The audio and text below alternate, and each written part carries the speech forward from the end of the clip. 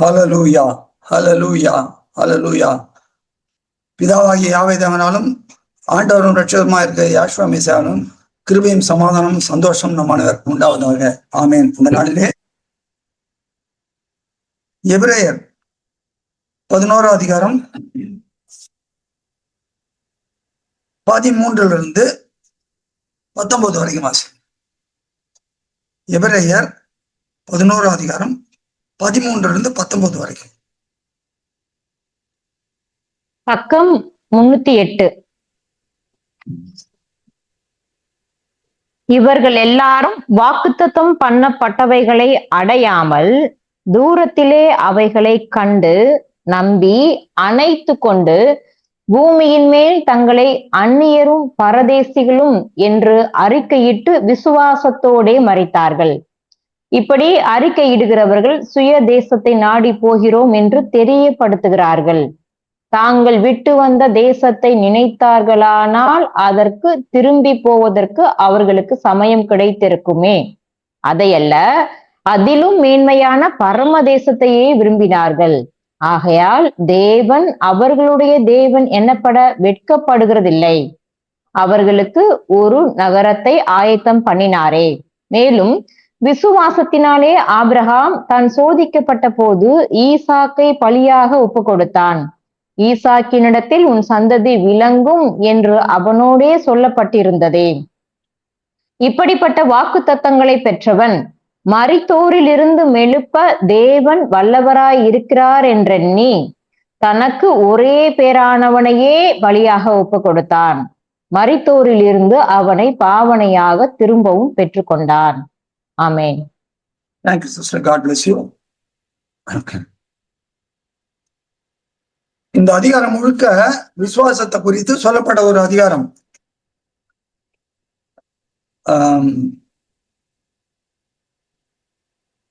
இது ஏன் அதை பத்தி பேசுறாரு அப்படின்னா, ஆக்கியோன் இது எபிரேயர்களுக்கு எழுதின நிருபம். 1ஆம் நூற்றாண்டிலே சபை ஸ்தாபிக்கப்பட்ட பின்பு அநேக உபதிரவங்கள் இருந்தது. அதனால ரட்சிக்கப்பட்டவங்கள கூட சில பேரு உபதிரவத்தின் மொத்தம் பின்மாற்றத்தை போயிட்டு இருந்தாங்க. அதனால அவங்களை உறுதிப்படுத்துவதற்காக விசுவாசத்துல நிலைக்கும்படிக்கு ஒரு ஆலோசனையாக சொல்லப்பட்ட தேவ வார்த்தைகள் இவை. இதை பத்தி சொல்றப்ப இவர்கள் எல்லாரும் அப்படிங்கிறாங்க. இந்த 11ஆம் அதிகாரத்தை பாத்தீங்கன்னா தேவன் யாரெல்லாம் சொல்றாரு?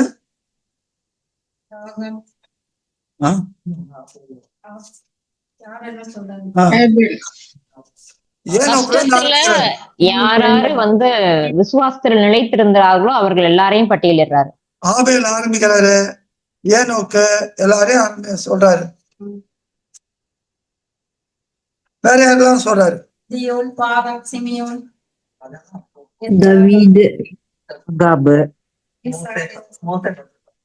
முக்கியமா மோசையை பத்தி விட்டீங்களா? இதுல என்ன பாக்குறீங்க? யார் யாரெல்லாம் சொல்றாங்கன்னு கேள்விப்படுறப்ப பாக்குறப்ப இதுல என்ன நம்ம பாக்குறோம்? விசுவாசம், அவருடைய விசுவாசம்.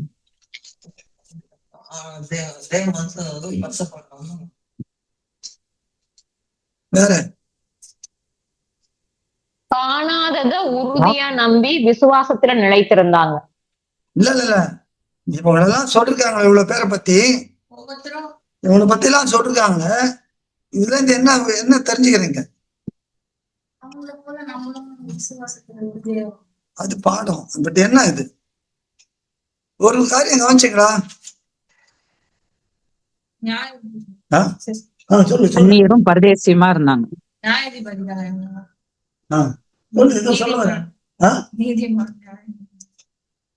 சொல்ல வந்தியோ நினைச்சானோ. தேவன் ஆபேல்ல இருந்து எது வரைக்கும் சொல்றாரு? செம்சோன் இல்ல பாராக்கு தாவீது வரைக்கும் தான் சொல்றாரு. கவனிச்சீங்களா? தாவீது சாமுவேல் முன்னாடி வர்றாரு. தாவீதுக்கு முன்னாடிதான் சாமுவேல். அதாவது இவர் ராஜ்யத்தை பெற்றுக்கொண்டு அதுக்கு பிறகு பண்ண கலாட்டால விசுவாசம் போயிடுது. நல்லா பாருங்க, அதுக்கு முன்னால வரைக்கும் நல்லா இருந்தாங்க. ஒரு ராஜா வேணும்னு கேட்டாங்க, கொடுத்தாரு. ஒருத்தர் கொடுத்தாரு, அவன் போயிட்டான். இன்னொருத்தர் இருதயத்துக்கு ஏற்ற மனுஷன் கொடுத்தாரு. ஆனா அது வரைக்கும் சொல்றாரு. அதுக்கு பிறகு யார் வந்தாங்க தாவீதுக்கு பிறகு? சாலமோன்ல இருந்து சிதேக்கியா வரைக்கும் யார் பேரையும் இதை சொல்லல. கவனிச்சீங்களா? இது ரொம்ப ஏன்னா அவங்களாம் கவனிக்க வேண்டிய ஒரு நிலைச்சு விஷயம். அவங்களாம் நிலைச்சு இருக்குல்ல பிரதர். இது வரைக்கும் ஆசா இருந்தாரு, யோசியா யோசபாத் இருந்தாரு, யோசியா இருந்தார் அவர். யோசியா இருந்தாரு, எசேக்கியா இருந்தாரு, ஆனா சொல்லல. இப்ப இந்த விசுவாச வீர பட்டியல்ல அந்த ராஜாக்கள்லாம் இருந்தாலும், ஆனா என்ன ஆச்சு? ஜனங்கள் செய்த, தீர்க்கதரிசிகள் ஆசாரியர்கள் செய்த அக்கிரமத்தினால விசுவாச பட்டியல அவங்க பேர் யார் பேருமே வரல. இது நல்லா கவனிச்சுக்கலாம், ரொம்ப முக்கியம். ஏன்னா தேவன் அவங்களுக்கு வாக்குத்தத்தம் பண்ணாரு. என்ன வாக்குத்தத்தம் பண்ணாரு? கானான் தேசம். பாலும் தேனும் ஓடுது. கொடுத்தா போய் அங்க சேர்ந்து என்ன பண்ணாங்க? திருப்பியும் அதே பழைய கொடி கருவுது. அக்கிரமம் பண்ணாங்க. சரி, இந்த பாலும் தேனும் ஓடுற தேசத்தை யார் வாக்குத்தத்தம் பண்ணாரு? இஸ்ரேல். இஸ்ரேல் மக்கள். ஆபிரகாமுக்கு வாக்குத்தத்தம் பண்ணாரு முதல்ல. அதை வந்து பிள்ளைகளுக்கு கொடுக்கிறாரு. ஆனா இத பத்தி இங்க வேதம் என்ன சொல்லுது? 13வது வந்திருக்க. இவர்கள் எல்லாரும் வாக்குத்தத்தம் பண்ணவர்களை அடையாமல் தூரத்தில் அவளை கண்டு நம்பி அணைத்துக் கொண்டு பூமியின் மேல் தங்களை அந்நியரும் பரதேசம் என்று அறிக்கையிட்டு விசுவாசத்தோட மரித்தார்கள். அப்ப வாக்குத்தத்தம் பண்ணப்பட்டது கிடைச்சதா இல்லையா? விசுவாசிச்சாங்க, அதெல்லாம் உள்ள போலையே. கிடைச்சதா இல்லையா? இல்ல, அவங்களுக்கு நித்தியத்துல கிடைக்கும் தான் நம்பி விசுவாசிச்சாங்க. பூமியில அவங்களுக்கு கிடைக்கல. ஏன் தாவீதுக்கு?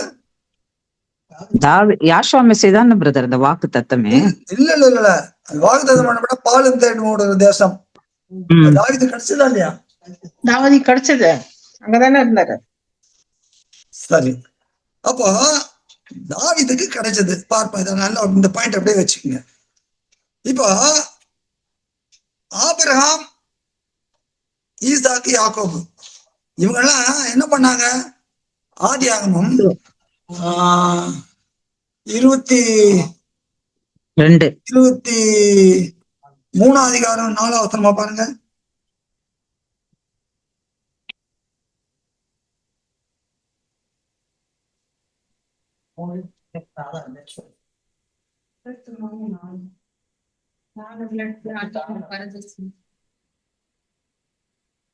சாரி, ஆதியாகமம் 20 சொல்லுங்க. 23 அதிகாரம். உங்களிடத்தில் அந்நியனும் பரதேசமா இருக்கிறேன். 4வது வசனம் பாருங்க. 4வது வாசிங்க. பக்கம் 25.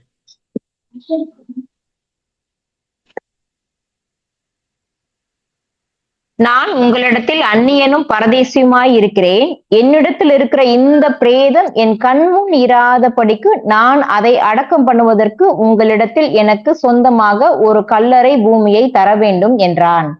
சரி, இது எங்க இந்த சம்பாஷணை நடக்கிறது? சாராள் மரித்த போது அந்த கானான் தேசத்துல.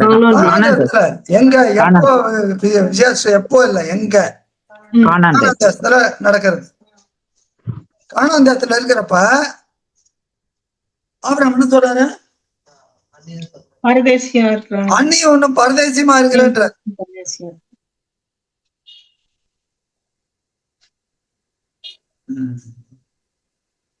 ஆதியாகமம் 47 அதிகாரம் 9வது வசனமா பாருங்க.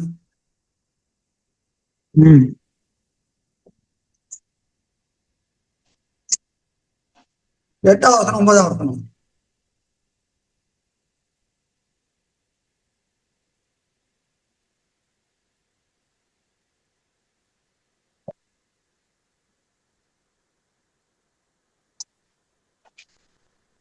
வாசிங்க. பார்வோன் யாக்கோப்பை நோக்கி, உமக்கு வயது என்ன என்று கேட்டான். அதற்கு யாக்கோப்பு, நான் பரதேசியாய் சஞ்சரித்த நாட்கள் 130 வருஷம். என் ஆயுசு நாட்கள் கொஞ்சமும் சஞ்சலம் உள்ளதாய் இருக்கிறது. அவைகள் பரதேசிகளாய் சஞ்சரித்த என் பிதாக்களுடைய ஆயுசு நாட்களுக்கு வந்து எட்டவில்லை என்று பார்வோனோடு கூட சொன்னான். அப்போ ஆபிரகாமும் அந்நியன் பரதேசின்ட்டாரு. இங்க யாக்கோபு தன்னையும் தன் அப்பா ஈசாக்கையும் சொல்றாரு, என் பிதாக்கள் ஆக்கியான்ட்டார். சரி, யாத்திராகமம் 2ஆம் அதிகாரம் 22ஆம் வசனம் பாருங்க.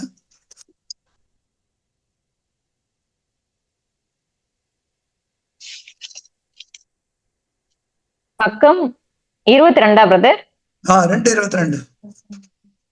71. அவள் ஒரு குமாரனை பெற்றால், நான் அந்நிய தேசத்தில் பரதேசியா இருக்கிறேன் என்று சொல்லி அவனுக்கு கெர்சோம் என்று பெயரிட்டான். சொல்றது யாரு? மோசே. மோசே. மோசே எங்க சொல்றாரு? மீதியான் தேசத்துல. மீதியான் தேசத்துல அங்க போறாரு. மீதியான் தேசம் எகிப்து இல்ல, எகிப்துக்கு வெளியே. ஆனா இன்னும் கானான் தேசம் போல. அப்போ கானான் தேசத்துல இருந்த ஆபிரகாம், ஈசாக்கு, யாக்கோபு அவங்க என்ன சொன்னாங்க? அந்நியன பரதேசனாங்க. வெளியில இருக்கிற மோசே என்ன சொல்றாரு? பரதேசன். சரி, இவங்களும் இன்னும் போய் சேரல. மோசேக்கு என்ன சொல்லிட்டாரு? உபாகமம் 34ஆம் அதிகாரத்துல, நீ அதுல போய் பாரு, ஆனா உள்ள போக கூடாதுன்ட்டு. அப்போ இவெல்லாம் அடையல. ஆனா எந்த இடத்துல இருந்த காணாத இடத்துல இருந்து கூட இவங்க இன்னும் என்ன சொல்றாங்க? அந்நியர்களும் பரதேசிகளும். இப்ப ஆபிரகாம் வந்து முதல்ல எங்க இருந்தாரு? எங்க இருந்தாரு? ஊர் என்கிறது நீங்க மேப்ல பாத்தீங்கன்னா மெசொப்பொத்தாமியான்ற இடம். மெசொப்பொத்தாமியா என்றால் என்ன அர்த்தம்னா, 2 நதிகளுக்கு நடுவுல இருக்கிற இடம். அதான் மெசொப்பொத்தாமியா.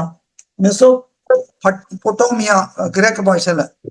மெசோனா நடுவுல, பொட்டோமியானா 2 நதிகளுக்கு 2 நதிகள். டைகிரட்டிஸ், யூப்ரட்டிஸ் நதிகளுக்கு மத்தியில இருந்த அந்த இடம். அது நாகரிகத்துக்கு பெயர் போனது. எல்லாம் கிடைக்கும், அதனாலதான் நாகரிகத்துக்கு பெயர் போனது. நான் எல்லாம் கிடைக்கிற இடத்துல இருந்து என்ன பண்றாரு? ஆபிரகாம எல்லாம் விட்டுட்டு வான்றாரு. எப்படி? எல்லாம் கிடைக்கிற இடத்துல இருந்து ஒண்ணுமே இல்லாத இடத்துக்கு. ஆமா, ஒண்ணுமே இல்லாண்டி சொல்லல, நீ வா.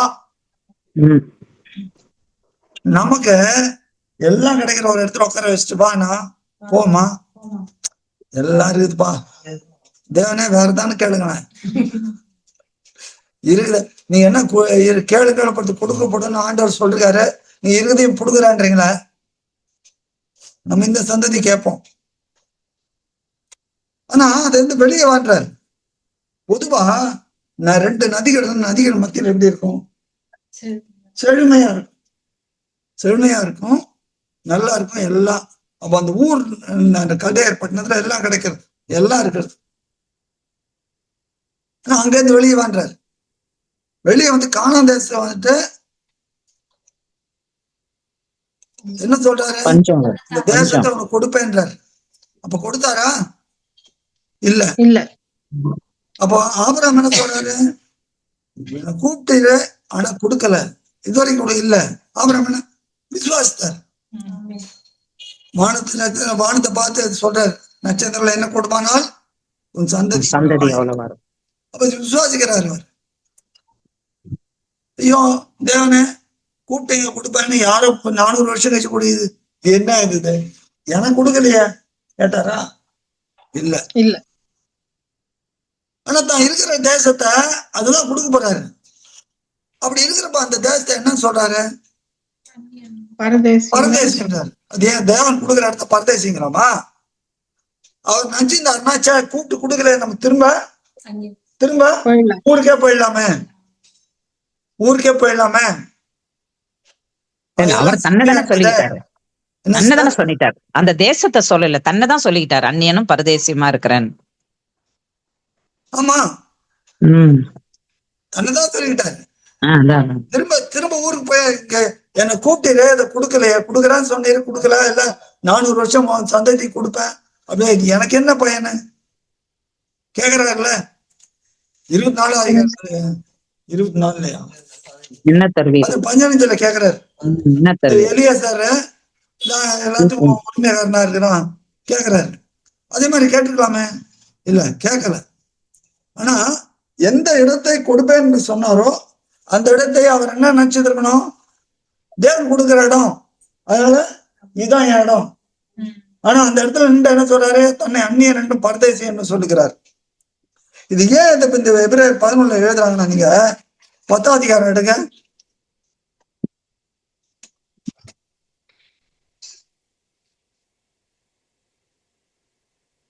10:35 39 வரைக்கும் பாருங்க. பக்கம் 307. ஆகையால் மிகுந்த பலனுக்கு ஏதுவான உங்கள் தைரியத்தை விட்டு விடாதிருங்கள். நீங்கள் தேவனுடைய சித்தத்தின்படி செய்து வாக்குத்தத்தம் பண்ணப்பட்டதை பெறும்படிக்கு பொறுமை உங்களுக்கு வேண்டியதாய் இருக்கிறது. வருகிறவர் இன்னும் கொஞ்ச காலத்தில் வருவார், தாமதம் பண்ணார். விசுவாசத்தினாலே நீதிமான் பிழைப்பான், பின்வாங்கி போவானானால் அவன் மேல் என் ஆத்துமா பிரியமாயிராது என்கிறார். நாமோ கெட்டு போக பின் வாங்குகிறவர்களாய் இராமல் ஆத்துமா ஈடேற விசுவாசிக்கிறவர்களாய் இருக்கிறோம். ஏன் சொல்றேன்னா, இந்த ஏற்கனவே பார்த்த முதல்ல ஆரம்பத்துல யூதர்கள் அங்க துன்பப்படுத்த ரட்சிக்கப்பட்ட யூதர்கள்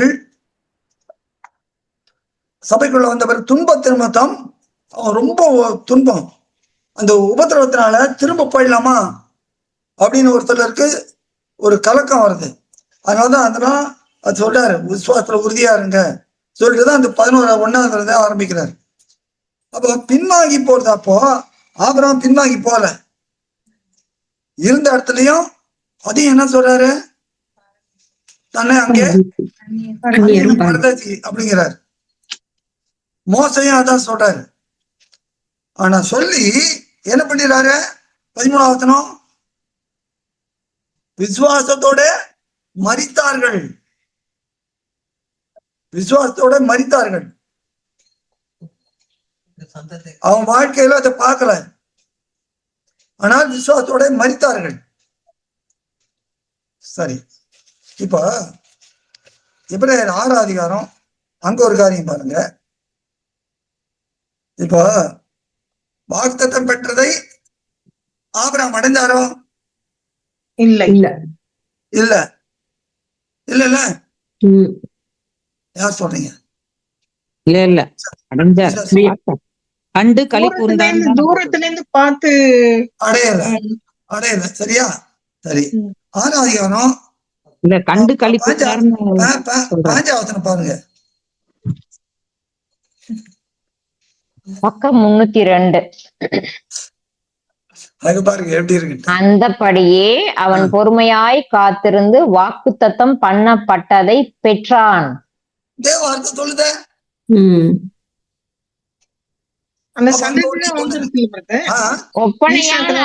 மேசியாவுக்கு ஒப்பனையான குமாரன் அவரோட பையன் இல்லையா? அவர்தான் என்னது, கானான் தேசம், பாலும் தேடோட கானான் தேசம். அத அடையலான்னு பார்த்தோம், எல்லாரும் சொன்னீங்க. நீங்க என்ன சொல்றப்பல? நான் சொல்லல, அடைஞ்சான்னு சொன்னேன். அந்த ஆட்டுக்குட்டியை தான் பாத்துட்டாரு அந்த மலையில. அப்ப இது என்னது, இது எப்படி அடைந்தான்னு சொல்ல முடியும்? இல்ல, விசுவாசத்துல பலன் அடைந்து தானே அவர் உறுதியா நம்பி அது பெற்றுக்கொண்டார்ன்றது தானே நம்ம பாக்குறோம். என்ன யோவான்ல ஆண்டவரே சொல்றாரு, இருந்தாலும் மறுபடியும் அந்த விசுவாசத்துல பலன் அடைந்தார் தானே. ஆபிரகாம் கண்டு விசுவாசித்தான். அது ஆண்டவர். நான் சொல்றது இங்க வாக்குத்தத்தம் பண்ணப்பட்டதை பொறுமையாய் காத்திருந்து பெற்றான் அப்படின்னு இருக்குது. அதாவது உன்னிடத்தில் சந்ததி விலங்குன்னு சொல்லி குமாரனை குறித்து சொல்லப்பட்டத மறுப்பின்ல மேசியாவின் மூலமாய் பாவனையா பெற்றுக்கொண்டார் இல்லையா? அது கிடையாதா? அது பாருங்க, இதனால இந்த 13ஆம் வசனத்துல பாருங்க, 13ஆம் வசனத்தை அதுல இருந்து பாருங்க.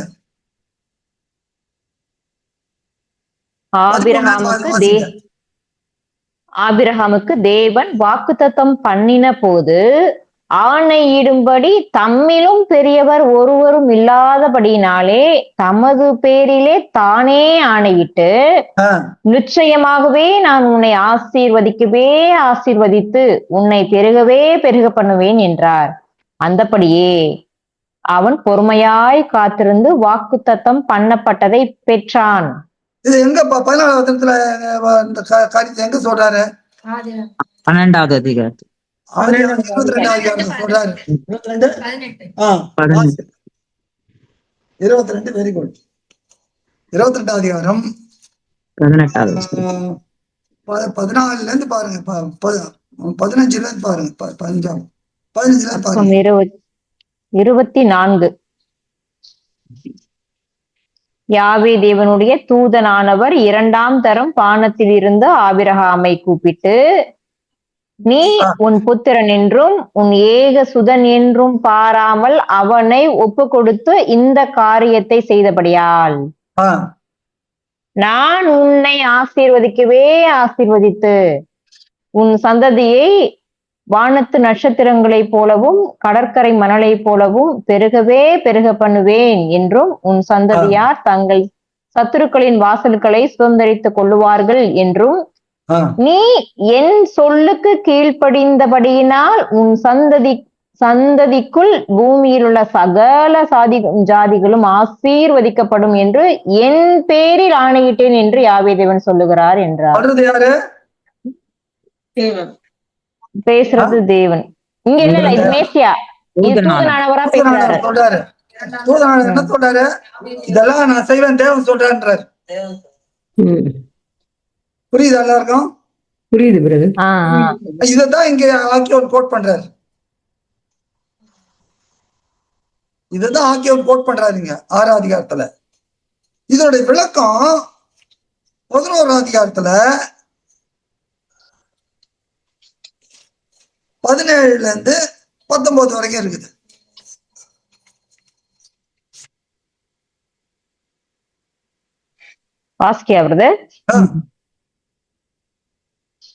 மேலும் விசுவாசத்தினாலே ஆபிரகாம் தான் சோதிக்கப்பட்ட போது ஈசாக்கை பலியாக ஒப்பு கொடுத்தான். ஈசாக்கினிடத்தில் உன் சந்ததி விளங்கும் என்று அவனோடே சொல்லப்பட்டிருந்ததே. இப்படிப்பட்ட வாக்கு தத்தங்களை பெற்றவன் மரித்தோரிலும் இருந்து மெழுப்ப தேவன் வல்லவராய் இருக்கிறார் என்றெண்ணி தனக்கு ஒரே பேரானவனையே பலியாக ஒப்பு கொடுத்தான். மரித்தோரில் இருந்து அவனை பாவனையாக திரும்பவும் பெற்றுக்கொண்டான். அப்ப இததான் அப்போ அங்க அந்த தேவனுடைய வாக்குத்தத்தம் ஆபிரகாமுக்கு எப்படி வந்து சேர்றது? யார் அதை கொடுக்க போறாரோ அவர் மூலமா தான் வருது. தேவன் டைரக்டா சொல்ல, தேவன் சொன்னார்னு ஒருத்தர் சொல்றாரு. புரியுதா? தேவன் இதெல்லாம் நான் செய்ய போறேன்னு சொன்னார்னு ஒருத்தர் சொல்றாரு. ஒருத்தர், அந்த ஒருத்தர் தான், வேற ஒருத்தரும் சொல்ல முடியாது. அதனாலதான் ஒருவர், வேற ஒருத்தராலையும் சொல்ல முடியாது. தேவனுக்கு நிகரா தேவனுடைய காரியத்தை சொல்றது யாரு? முடியும், வேற ஒருத்தராலே முடியாது. ஏன்? அவர் மரித்து உயிர்த்தெழுந்து சதா காலம் ஜீவிக்கிறவரா இருக்கிறார். மொத்தம் ஒண்ணும் சொல்ல முடியாது, சொன்னா போடுவாங்க. அவர் ஒருத்தர் தான் என்னைக்கும் ஜீவித்தவருடைய பிம்பமாய் இருக்கிறார். அவர் ஒருத்தர் தான் சொல்ல முடியும். அவருடைய தோழனா இருக்கிறவர் அவர் ஒருத்தர். அப்போ இங்கே ஆபிரகாம் எதை பாக்குறாருங்க? முற்புதல்ல ஆட்டுக்குட்டிய பாக்குறாரா இல்லையா? வச்சுதான் உடனே என்ன சொல்றாரு? யாவே ஈரன்றார். யாவேதனுடைய பருவத்துல பார்த்து கொள்ளப்படும். அந்த வார்த்தையை ஆபிரகாம் சொன்ன பிறகுதான் கத்தி எடுத்து போயிட்டாரு. ஆனா ஒரு விசுவாசம் பூர்ணப்படையப்போ யாவே தேவன் தம்முடைய பருவத்துல பார்த்து கொள்வார். அது சொன்ன பிறகுதான் இந்த வார்த்தை எல்லாம் வருது. நல்ல கவனிங்க. ஃபாலோ பண்றீங்களா? அப்போ சொன்ன பிறகு இந்த வார்த்தை வந்தனால யாவே என்றாலும் யாவே தேவன் தன்னுடைய பருவத்துல பார்த்து கொள்ளுவார். இதுதான் ஆபிரகாம் விசுவாசார். அந்த விசுவாசம் தான் போறார். நானும் பிள்ளையாண்டு போய் விட மட்டும் தொழுது கொண்டு வருகிறோம்ன்றார். நான் வரேன்னு சொல்லல வேலையாட்கிட்ட. அது எதை காண்பிக்கிறது? நான் 2 பேரும் திரும்ப வருவோம், நான் பலியிட போறேன். ஆனா என்ன, யாவேதனுடைய பருவத்திலே நான் அவர் கூப்பிட்டுருக்காரு. நாங்க அந்த பருவத்தில் அவர் பார்த்து கொள்வார். அவர் விசுவாசிக்கிறார். இப்ப எல்லாம் வாசிங்க யோவான் 8:56.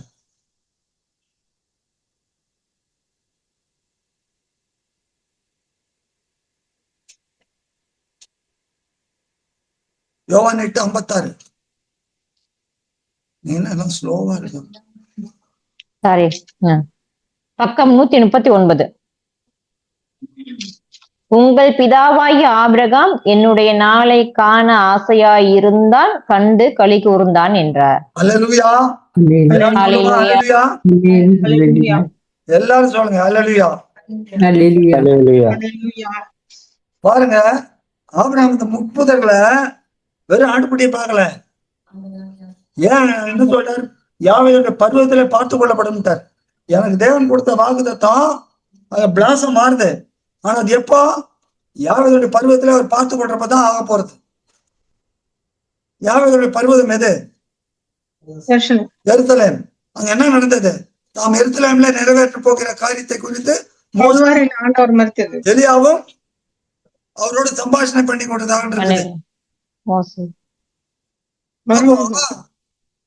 யாவேதனுடைய பருவத்துல பார்த்து கொள்ள ஆபிரகாம் எதை பார்த்தாரு? மேசியா நிறைவேற்ற போறத பாக்குறாரு. தேவன் மேசியா கொண்டு எல்லாத்தையும் செய்ய போறான்ட்டு. அதனாலதான் அந்த வாக்குத்தத்தம் பண்ணப்பட்ட கானான் பூமியை பத்தி அவர் நினைக்கல. அவர் நினைச்சிருந்தாருன்னா தன்னை அங்க அந்நியனும் பரதேசி சொல்லிருக்க மாட்டாரு. தான் சொந்த தேசம் சொல்லிருப்பாரு. நல்லா ஃபாலோ பண்றீங்களா? அப்போ 14வது வசனம் என்ன சொல்றது?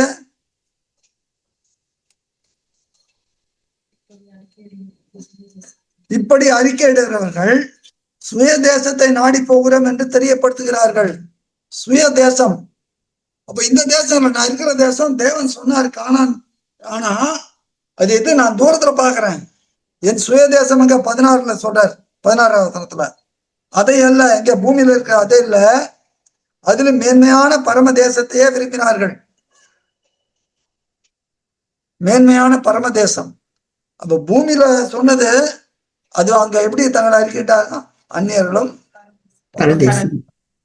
சரி, இவங்களெல்லாம் போகல, அதனால சொன்னாங்க. 1:29 5வது என்ன சொல்லுது? அங்க யார் பேசுறாரு?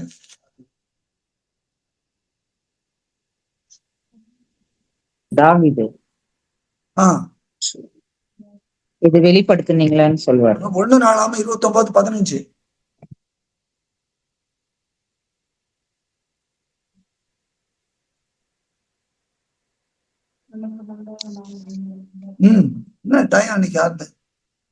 சாரி, பக்கம் 542. உமக்கு முன்பாக நாங்கள் எங்களுடைய பிதாக்கள் எல்லாரை போலும் அரதேசிகளும் பரதேசிகளுமாய் இருக்கிறோம். பூமியின் மேல் எங்கள் நாட்கள் ஒரு நிழலை போல இருக்கிறது, நிலைத்திருப்போம் என்று நம்பிக்கை இல்லை. சொல்றது யாரு? தாவீது. எங்க இருந்து சொல்றாரு? கானான் தேசத்துல சொல்றாரு. அப்ப அடைஞ்சாச்சு. அப்போ தாவீது எதா இருக்கு? அப்ப அவர் எப்படி சொல்லலாம் இத? ஆபிரகாம், ஈசாக்கு, யாக்கோபு, மோசே எல்லாம் போகல சொன்னாங்க. இவர் போயாச்சு. போன பிறகு இவர் என்ன சொல்றாரு? பரதேசிகள். இப்ப நல்லா 3 கேட்டகரி பாருங்க. ஒருத்தர் ஒரு கூட்டத்தார் கானான் தேசத்துல நின்றுட்டு இன்னும் போகல. ஆனால் யாரு? ஆபிரகாம், ஈசாக்கு, யாக்கோபு எல்லாம் கானான் தேசத்துல இருக்கிறாங்க. ஆனா அதை எப்படி சொல்றாங்க? நாங்கள் அந்த தேசத்துல பரதேசிகள்ன்றாங்க. ஒருத்தர் எப்படி கெர்சோம் என்கிற பேரிட்டு எங்க மோசே சொல்றாரு, அவர் வெள்ளன்னு சொல்றாரு, கானான் தேசத்துல வெள்ளன்னு சொல்றாரு. என்ன பரதேசிகள் பரதேசிகள்ன்றார். இங்க கானான் தேசத்து உள்ள தேவன் கொடுத்த பிறகும் தாவீது என்ன சொல்றாரு? பரதேசின்னு சொல்றாங்க. பரதேசின்னு தான் சொல்றாரு. 119ஆம் சங்கீதம்.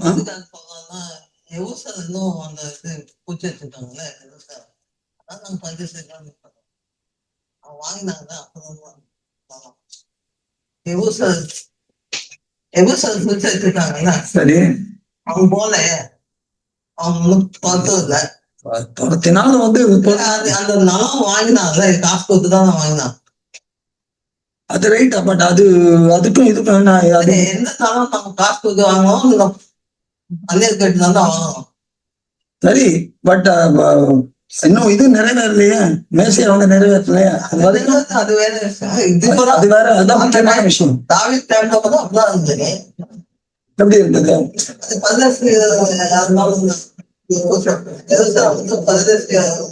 தன்னை சொல்றாரு, எருசலேம் வந்து மத்தவங்களோட அது வேற. தன்னை சொல்றாரு. ராஜ்யபாரம் வந்தாச்சு, வந்த பிறகும் ஆளுகை வந்தாச்சு, தேசம் வந்தாச்சு, ஆளுகை வந்தாச்சு, ராஜா அபிஷேகம் பண்ணப்பட்டாச்சு. கரெக்ட். ஆனா ராஜா அபிஷேகம் பண்ணப்பட்ட பிறகும் எப்படி தன்னை பரதேசியின் பிதாக்களை போல அரதேசிகளும் பரதேசமா இருந்தோம் தான் சொல்றாரு. எபூசுக்கு அதுக்கெல்லாம் ஒண்ணு இல்லை, இருந்த இடத்துல தாவீது சொல்றாரு. காசு கொடுத்து வாங்கினது ரைட்டு, சொந்தத்தை பத்தி இல்ல. சொந்தமா தான் தாவீது அங்கே உட்காந்துக்கிறாரா?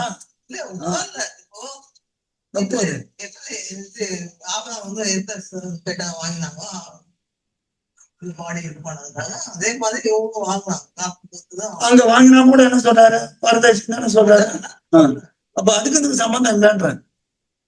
தன்னை எப்பவும் ராஜ்யபாரம் பெற்றுக்கொண்ட பிறகும் தன்னை எப்படி அறிக்கை பண்றாப்புல?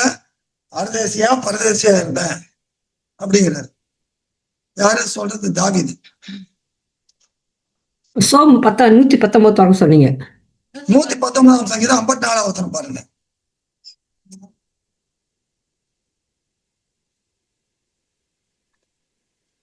பக்கம் 747. நான் பரதேசியாய் தங்கும் வீட்டிலே உமது பிரமாணங்கள் எனக்கு கீதங்களாயின. அப்ப அங்கேயே பரதேசியை தான் தங்கி இருக்கிறேன். சரி, இப்போ இதெல்லாம் ஆயிடுச்சு. அப்போ இதெல்லாம் எங்க ஆறுது? இந்த விசுவாச பட்டியல்ல 11 அதிகாரத்துல எல்லா விசுவாச பட்டியல்லாம் போட்டுறாரு. போட்டுட்டு 39:42 வாசிங்க. 11:39-40.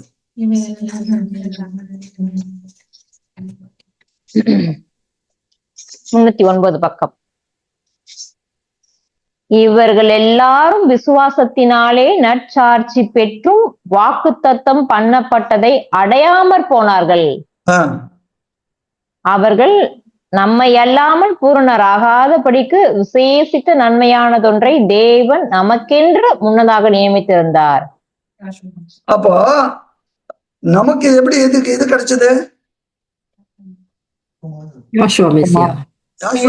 மூலமா தான். சரி, நமக்கு யாஷோவா மூலமா தான். என்னது? நம்ம எந்த காலத்துல இருக்கிறோம்? முதல் வருகைக்கும் 2வது வருகைக்கும் இடைப்பட்ட காலத்துல இருக்கிறோம். முதல் வருகையில என்ன வந்தது? ஆத்ம மீட்பு.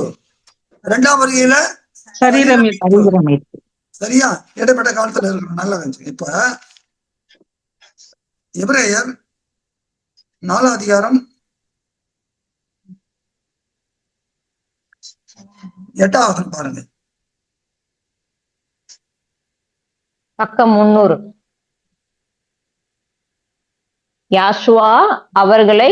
யோசுவா அவர்களை இளைப்பாறுதலுக்கு உட்படுத்தி இருந்தால் பின்பு அவர் வேறொரு நாளை குறித்து சொல்லி இருக்க மாட்டாரே.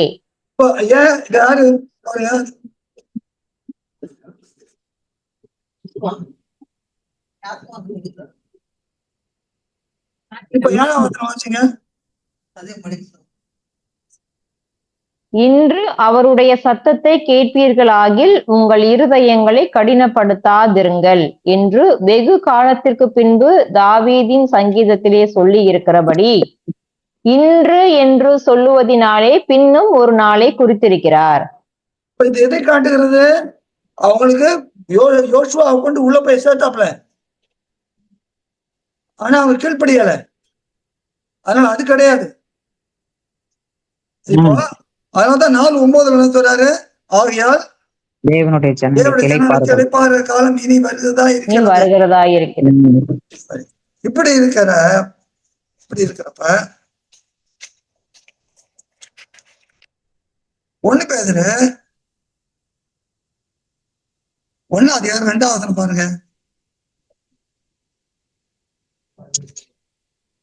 பக்கம் 317. பிதாவாகிய தேவனுடைய முன் அறிவின்படியே ஆவியானவரின் பரிசுத்தமாக்குதலினாலே கீழ்ப்படிதலுக்கும் யாஸ்வா மேசியாவினுடைய இரத்தம் தெளிக்கப்படுதலுக்கும் தெரிந்து கொள்ளப்பட்ட பரதேசிகளுக்கு எழுதுகிறதாவது, இது எப்போ? கிருபையும் கல்வாரியில அவர் ரத்தம் சிந்தி மரித்து உயிர்த்த அந்த பெண்கள் எழுதப்பட்டது. இப்பயும் எப்படி 2:11 பாருங்க. இது பிரதர் 1 பேதுரு 2:11 பக்கம் 318. பிரியமானவர்களே, அந்நியர்களும் பரதேசிகளுமாய் இருக்கிற நீங்கள் ஆத்மாவுக்கு விரோதமாய் போர் செய்கிற மாமிச இச்சைகளை விட்டு விலகி. சரி, 1:17 பாருங்க. 1 பேதுரு அன்றியும் பட்சபாதம் இல்லாமல் அவனவனுடைய கிரியைகளின்படி நியாயம் தீர்க்கிறவரை நீங்கள் பிதாவாக தொழுது கொண்டு வருகிறபடியால் இங்கே பரதேசிகளாய் சஞ்சரிக்கும் அளவும் பயத்துடனே நடந்து கொள்ளுங்கள். சரி, அப்ப இப்ப ஆண்டவர் கை கொடுத்த பிறகும் இப்ப என்ன சொல்றாப்ல? பரதேசிகள்.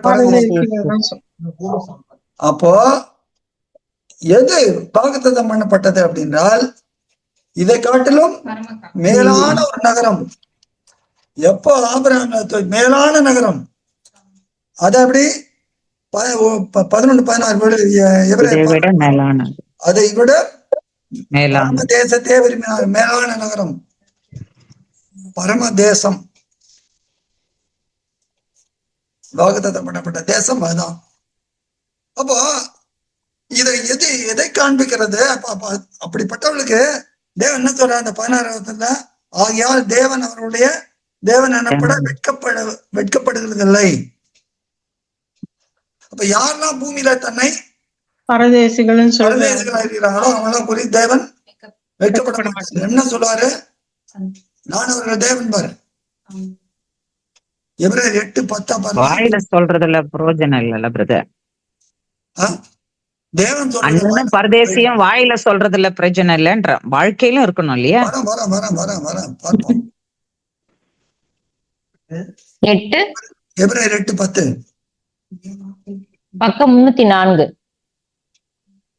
அந்த நாட்களுக்கு பின்பு நான் இஸ்ராயேல் குடும்பத்தாரோடே பண்ணும் உடன்படிக்கையாவது, என்னுடைய பிரமாணங்களை அவர்களுடைய மனதிலே வைத்து அவர்களுடைய இருதயங்களில் அவைகளை எழுதுவேன். நான் அவர்கள் தேவனாய் இருப்பேன், அவர்கள் என் ஜனமாய் இருப்பார்கள். சரி, இப்போ இவங்களை பத்தி தேவன் என்ன சொல்றாரு? என்ன சொல்றாரு?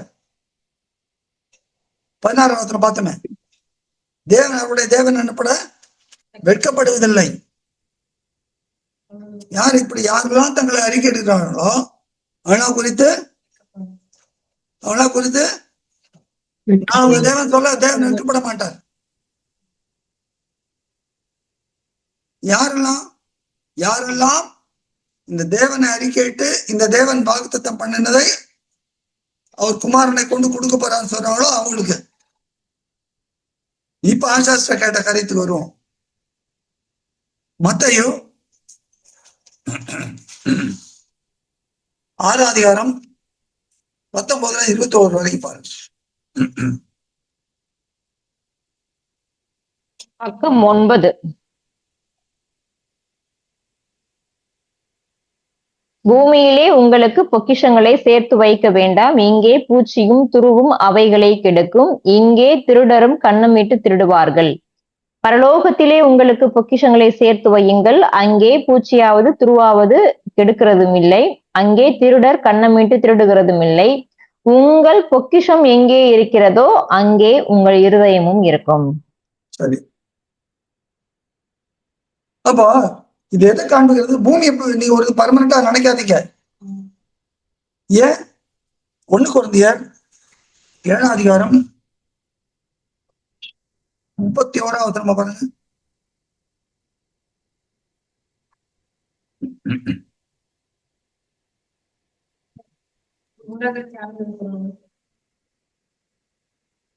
இவ்வுலகத்தை அனுபவிக்கிறார்கள், அதை தகாத விதமாய் அனுபவியாதவர்களாய் போல.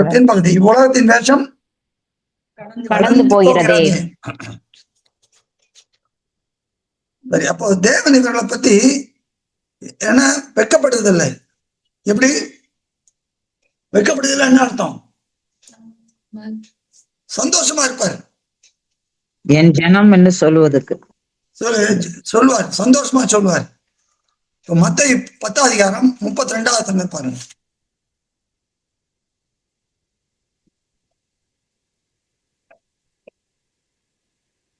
பக்கம் 15. மனுஷர் முன்பாக என்னை அறிக்கை பண்ணுகிறவன் எவனோ அவனை நானும் பரலோகத்தில் இருக்கிற என் பிதாவின் முன்பாக அறிக்கை பண்ணுவேன். மனுஷர் ஒரு நிமிஷம், அப்படின்னா என்ன அர்த்தம்? தைரியமா அவரோட ஆண்டவரோட நாமத்தை சொல்ல பிதாவின் முன்பாக அறிக்கை பண்ணுவது எப்படி? வைக்கப்பட மாட்டார். ஆண்டவர் பிதாவின் முன்பாக என்ன பண்ணுவாரு? இவர்களெல்லாம்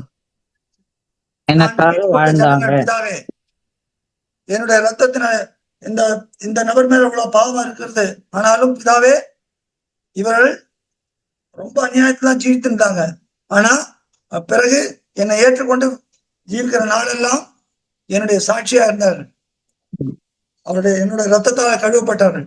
ஆகிய பிதாவே அவளுக்கு மன்னியும். அவர்கள் நம்முடைய ஜனங்கள், நம்ம 2 பேரும் சேர்ந்த கட்டின நகரத்துக்கு அவள் பங்காளிகள் ஆண்டவர் சொல்லுவார். அப்போ இவனை பத்தி அவர் எப்படி வெட்கப்படுவதில்லை, சந்தோஷமா இவர்களெல்லாம் நமது ஜனங்கள் என்று சொல்வார். ஓகேயா? ஆமென். சரி, God bless you. சொல்லிட்டு அடுத்த மத்தேயு 10 அதுக்கு விளக்கம் கொடுக்குறா பாருங்க. 33 விளக்கம் வாசிங்க. மனுஷர் முன்பாக என்னை மறுதலிக்கிறவன் எவனோ அவனை நானும் பரலோகத்தில் இருக்கிற என் பிதாவின் முன்பாக மறுதலிப்பேன். ஒரு நிமிஷம். ஆண்டவரை மறுதலிக்கிறதுனா என்னது?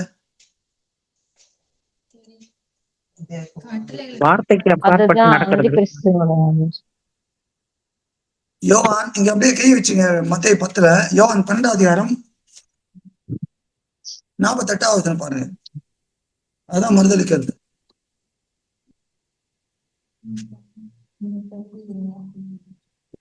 தள்ளி என் வார்த்தைகளை பக்கம் 147. என்னை தள்ளி என் வார்த்தைகளை ஏற்றுக்கொள்ளாதவனே நியாயம் தீர்க்கிறது ஒன்று இருக்கிறது. நான் சொன்ன வசனமே அவனை கடைசி நாளில் நியாயம் தீர்க்கும். அப்போ ஆண்டவரை மறுதலிக்கிறதுன்றது என்னது? வார்த்தையை தள்ளி, அவர் சொன்ன வார்த்தை, அவர் சொன்ன உபதேசத்தை தள்ளிவிடுறது, மறுக்கிறது. அதுதான் அதுதான் இப்ப விளக்குறாரு பாருங்க. 33 வாசிங்க இல்லையா? 34 வாசிங்க. பூமியின் மேல் சமாதானத்தை அனுப்ப வந்தேன் என்று எண்ணாதிருங்கள். சமாதானத்தை அல்ல பட்டயத்தையே அனுப்ப வந்தேன். எப்படியெனில் மகனுக்கும் தகப்பனுக்கும் மகளுக்கும் தாய்க்கும் மருமகளுக்கும் மாமிக்கும் பிரிவினை உண்டாக்க வந்தேன். ஒரு மனுஷனுக்கு சத்துருக்கள் அவன் வீட்டாரே. தகப்பனையாவது தாயையாவது என்னிலும் அதிகமாய் நேசிக்கிறவன் எனக்கு பாத்திரன் அல்ல. மகனையாவது மகளையாவது என்னிலும் அதிகமாய் நேசிக்கிறவன் எனக்கு பாத்திரன் அல்ல. பாருங்க, மகனைய மகளை நேசிக்க வேண்டாம்னு சொல்லல. இப்ப 1 கொரிந்தியர் 7:30 என்ன வாசிச்சோம்? உலகத்தை அனுபவிக்கிறது தகாத விதமா அனுபவிக்கிறது. அதே போல நீங்க நேசிங்க, ஆனா எப்படி? தேவ காரியம் வரப்ப முதல்ல தேவனுக்கு ஆண்டவர், தேவனுக்கு மாத்திரம் சொல்லக்கூடாது. தேவனுக்கு எப்பவுமே 2 பேருக்கு நம்ம சொல்லணும். ஆண்டவருக்கு மாத்திரம் சொல்லக்கூடாது, தேவனுக்கு மாத்திரம், தேவனுக்கும் ஆண்டவருக்கும் 2 பேருக்கும்.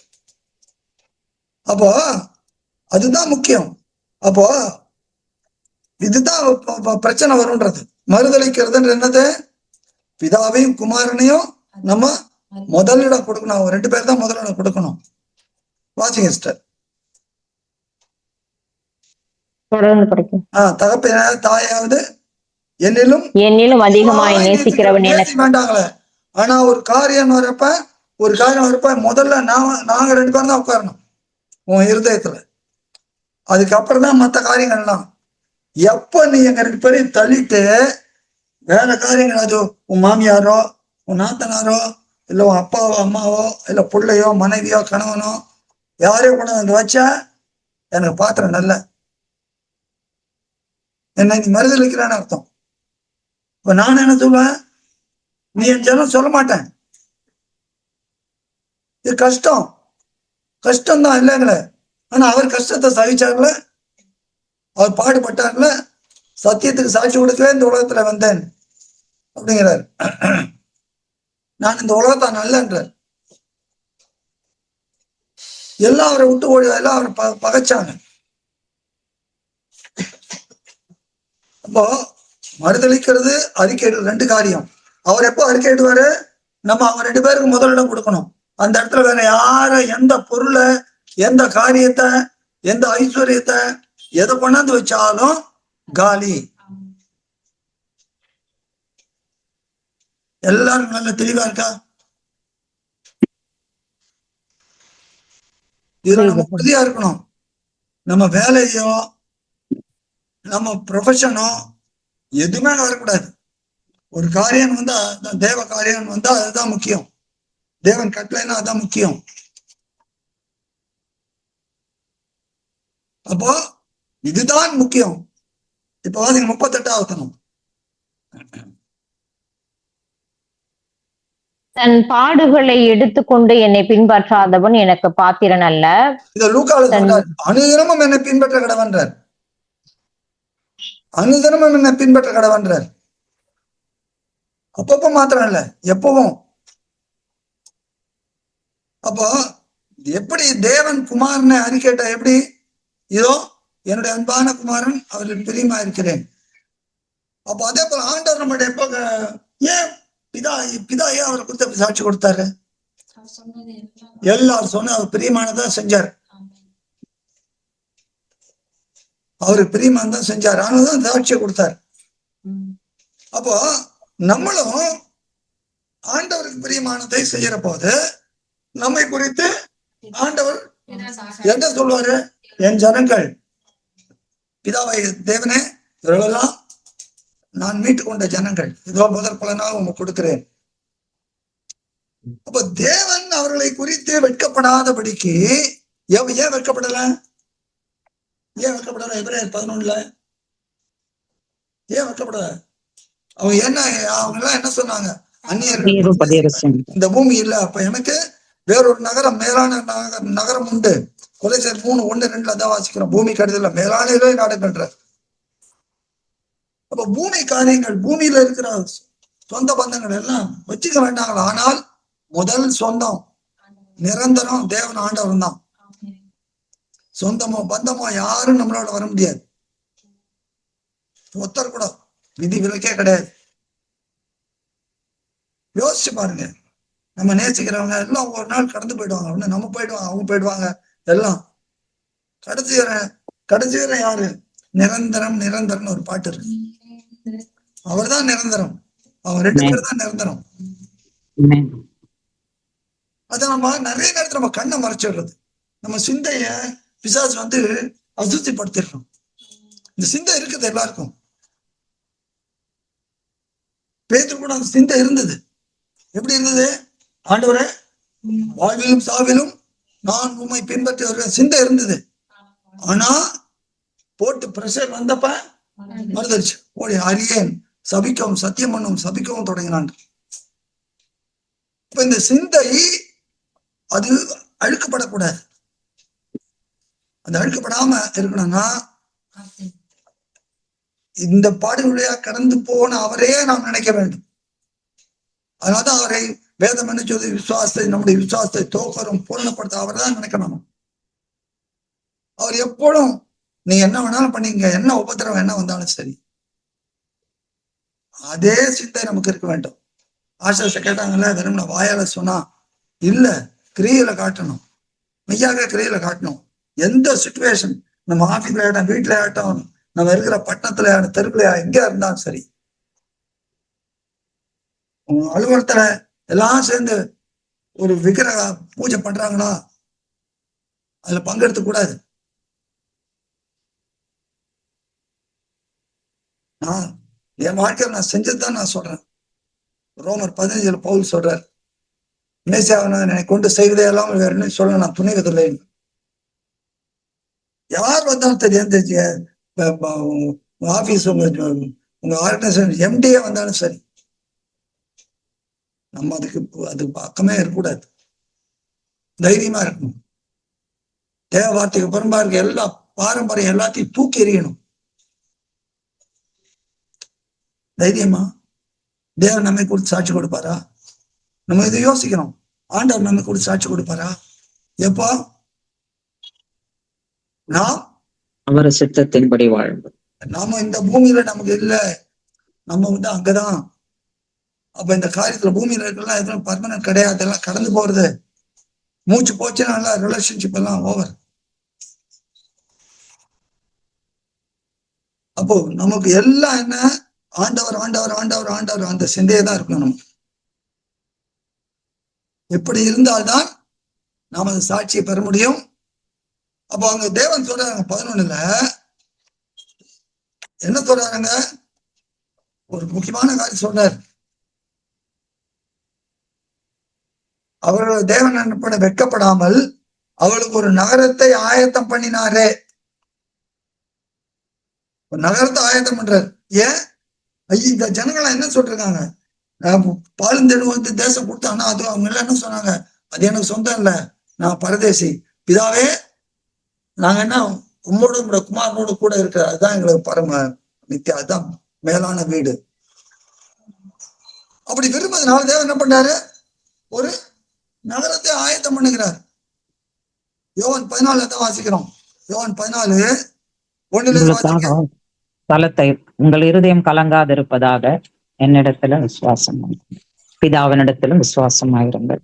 வாசிங்க 1 பக்கம் 149. உங்கள் இருதயம் கலங்காதிருப்பதாக தேவனிடத்தில் விசுவாசம். உங்கள் இருதயம் கலங்காதிருப்பதாக ஏன் சொல்றாரு? 16 பத்தி பேசுறாப்புல. பஸ்கா முடிச்சுட்டு இவர் கல்வாரியில போய் செய்யற காரியத்தை அதை பத்தி சொல்றாரு. அதனால அவங்க எல்லாம் கலங்கி இருக்கிறாங்க. ஐயோ ஆண்டவர் விட்டுட்டு போறாரு, எங்க போறாரு? பிதாகிட்ட போறாரு, மேலான நகரத்துக்கு போய் ஆயத்தம் போறாரு. இந்த குழந்தைகள்லாம் அப்பா ஆபீஸ் கிளம்புற பேண்ட பிடிச்சி அழும், போகக்கூடாது போகக்கூடாதுன்னு, போகக்கூடாது போகக்கூடாது இருன்ட்டு. அப்பா ஆபீஸ் போகாம இது சாக்லேட் பிஸ்கட் கிடைக்குமா, இது விரும்புற ஜாங்கிரி கிடைக்குமா? அப்பா போயிட்டு ஆயத்தம் பண்ணி வரப்போறாரு. உன்னை அப்பானா உடனே ஏசப்பான்னு சொல்லக்கூடாது, அப்பா அனுப்பிச்சிடுவாங்க. எதுக்கு சொல்றேன்னா இவங்களுக்கு துக்கப்பட்டு இருக்கிறாங்க அப்படியே.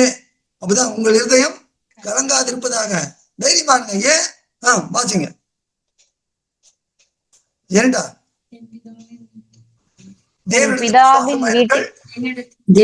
என்னிடத்திலும் விசுவாசமாயிருங்கள். என் பிதாவின் வீட்டில் அநேக வாசஸ்தலங்கள் உண்டு, அப்படி இல்லாதிருந்தால் நான் உங்களுக்கு சொல்லியிருப்பேன், ஒரு ஸ்தலத்தை உங்களுக்காக ஆயத்தம் பண்ண போகிறேன். நான் போய் உங்களுக்காக ஸ்தலத்தை ஆயத்தம் பண்ணின பின்பு நான் இருக்கிற இடத்திலே நீங்களும் இருக்கும்படி நான் மறுபடியும் வந்து உங்களை என்னிடத்தில் சேர்த்துக் கொள்ளுவேன். நல்ல கூடுதல். இப்ப நீங்க எப்படி இருக்கீங்க? பூமியில இருக்கீங்க. நீங்க எப்படி இருக்கீங்க? மாம்சமான சரீரத்துல இருக்கீங்க. நான் முதல்ல இப்ப நிறைவேற்ற போறது என்ன பண்ண போறேன்? உங்களுக்கு இந்த வெளியான சரீரம் இல்ல, உண்மையான மனுஷன் இருக்கானே, அந்த ஆத்ம மீட்பை கொடுக்குறேன். நான் போய் ஒரு தளத்தை ஆயத்தம் பண்ணி நான் மறுபடியும் வந்து அந்த தளத்துக்கு, ஏன்னா வானத்துக்குரிய மேலுகள் உண்டு, பூமிக்குரிய மேலுகள் உண்டு இருக்கு. ஃபாலோ பண்றீங்களா? அப்போ நீங்க வானத்திற்குரிய மேலையை தரித்துக் கொள்ளும்படியாக நான் போய் தளத்தை ஆயத்தம் பண்ணி நான் மறுபடியும் வந்து உங்களுடைய இந்த அற்பமான சரீரத்தை மகிமையான சரீரமாக மறுரூபப்படுத்தி அங்க கொண்டு போய் போறேன். ஏன் கலங்குறீங்க? இந்த நான் இப்போ கல்வாரியில மதிப்பு இந்த சரீரம், இது என்ன சரீரம்? இது மாம்சம் சரீரம். ஏன் நீங்க மாம்சத்துல பாவம் செய்தீர்கள், அதான் மாம்சத்திலே பாவத்தை ஆக்கிரக்குள்ளாய் தீர்த்தார்கள். அப்ப இதை நான் செய்ய போறேன். செஞ்சுட்டு நான் போய் அந்த நகரம் பிதா சொன்னாரு, அந்த இடம், இந்த நகரம் நீங்க சொல்லிருக்குது, அங்கே ஆயத்தம் பண்ண போறேன். வந்து உங்களை என்ன போல மாற்றி, எனக்கு எப்படி சரி இருக்குது, மாம்ச எலும்பும் இருக்குது, உயிர் தந்த பின்பும் அதே போல நமக்கும் இருக்கு. ஆனா அது மகிமையடைந்த சரீரம். அப்ப இப்படி மாத்தி கொண்டு போறேன். அது எப்படிப்பட்ட நகரம்? அது எப்படிப்பட்ட நகரம்? வெளிப்படுத்தல் 21 அதிகாரம் 4வது வசனம் பாருங்க.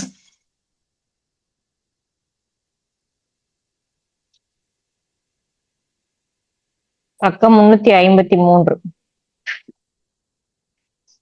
அவர்களுடைய கண்ணீர் யாவையும் தேவன் துடைப்பார். இனி மரணமும் இல்லை, துக்கமும் இல்லை, அலறுதலும் இல்லை, வருத்தமும் இல்லை, முந்தினவைகள் ஒழிந்து போயின என்று விளம்பினது. இந்த காரியங்கள் எல்லாம் இருக்காது. 21 அதிகாரம்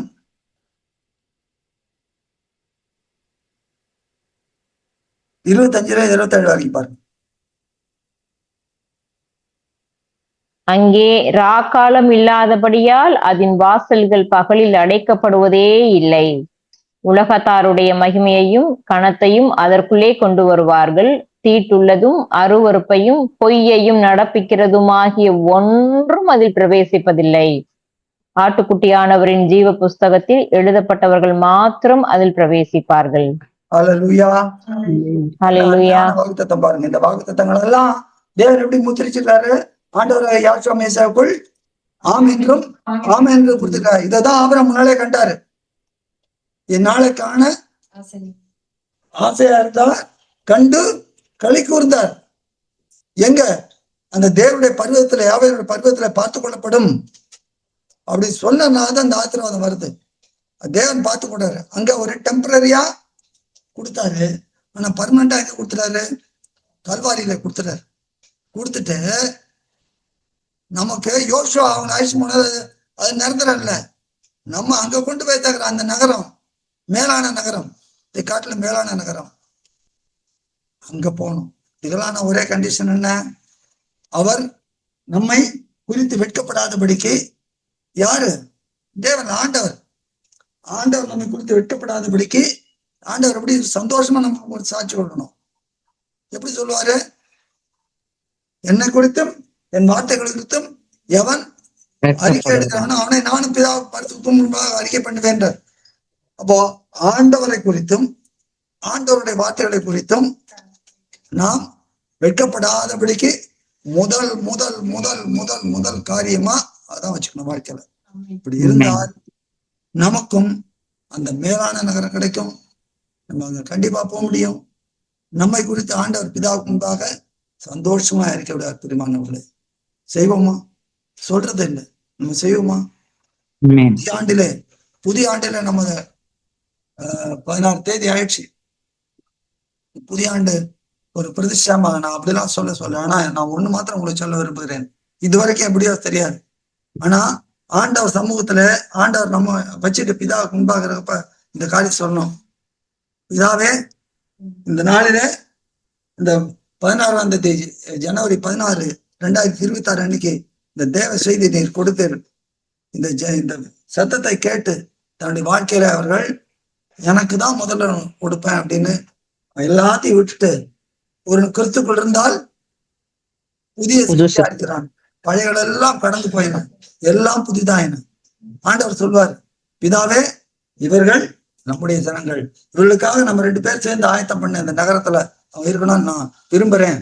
17 சொல்ற, நான் எங்கே இருக்கிறேனோ அவளும் அங்கே இருக்கும்படி வேண்டுகிறேன். அதுதான் குமாரன் சொல்ல போறார். பிதாவுக்கு முன்பாக நம்ம குறித்து சந்தோஷமா சொல்ல போறாரு.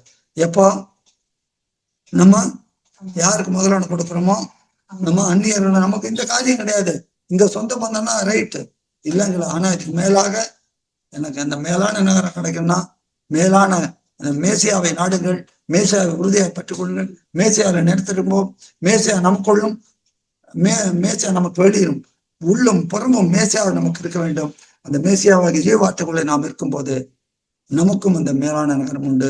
நம்மை குறித்து ஆண்டவர் சந்தோஷமாய் சாட்சி கொடுப்பார். ஆமேன். ஆண்டவர் தாமே ஒவ்வொருவரையும் ஆசீர்வதிப்பாராக. ஆமேன். ஆமென். ஆம்.